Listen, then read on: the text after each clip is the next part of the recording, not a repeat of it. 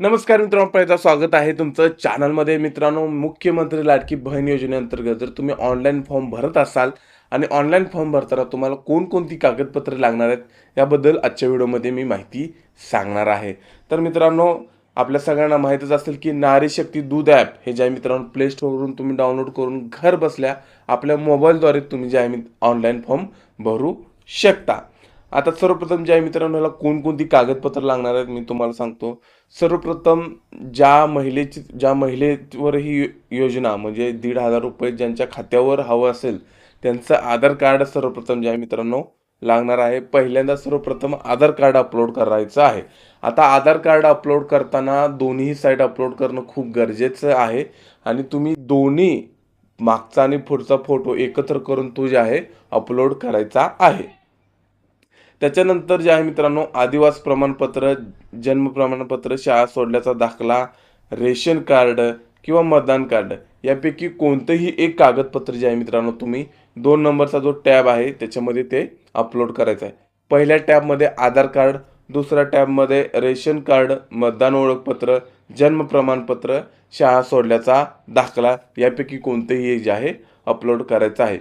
तिसऱ्या टॅबमध्ये जर तुम्ही उत्पन्नाचा दाखला काढला असेल तर ठीक, उत्पन्नाचा दाखला काढला नसेल, पिवळे किंवा तुमच्याकडे केशरी कार्ड असेल त्यापैकी कोणतेही एक कागदपत्र तुम्हाला जे आहे तिथं अपलोड करायचं आहे. त्याच्यानंतर पुढच्या टॅबमध्ये जे आहे मित्रांनो अर्जदाराचे हमीपत्र. आता हमीपत्राचा एक जे आहे मित्रांनो फॉर्म मिळतो, तो फॉर्मवरती टिक टिक करून तुम्हाला तिथे सही करायचे आणि त्याचाच फोटो काढून तुम्हाला अपलोड करायचा आहे. त्यानंतर तुम्हाला बँक पासबुकचं जे आहे मित्रांनो तिथं फोटो अपलोड करावा लागणार आहे. जे काही तुमचं बँक पासबुक असेल त्याचं पहिल्या पानाचा फोटो घेऊन इथे जे आहे मित्रांनो अपलोड करावं लागणार आहे. त्यानंतर जर महिलेचा जन्म हा परराज्यातील झाला असेल तर आता म्हणजे महाराष्ट्र सोडून जर दुसरीकडे त्यांचा जर म्हणजे जन्म झाला असेल त्या महिलेचा, तर पतीचे काही कागदपत्र लागणार आहेत. त्याच्यामध्ये रेशन कार्ड असेल, मतदान ओळखपत्र असेल, जन्म प्रमाणपत्र असेल, शाळा सोडल्याचा दाखला असेल. यापैकी कोणतंही एक जे आहे मित्रांनो चालणार आहे त्यांच्या पतीचं. त्यानंतर तुम्हाला जे आहे मित्रांनो अर्जदाराचा एक लाईव्ह फोटो जे आहे मित्रांनो घ्यावा लागणार आहे. म्हणजे लाईव्ह फोटो म्हणजे कसा, की तुम्हाला इथं फोटो अपलोड करायचा नाही. समोर लाईव्ह फोटो काढायचा आहे आणि तो फोटो अपलोड करायचा आहे. ह्या सगळ्या गोष्टी झाल्यानंतर माहिती जतन करून हा फॉर्म जे आहे मित्रांनो तुमचा भरला जाणार आहे. तर मित्रांनो, मी टॅब वाईज सांगितलेलं आहे की पहिल्या टॅबमध्ये कुठलं, दुसऱ्या टॅब तिथं टॅब आहेत. मी वाटलं असं बघू शकता तुम्ही, अशा प्रकारचे तिथं टॅब आहेत.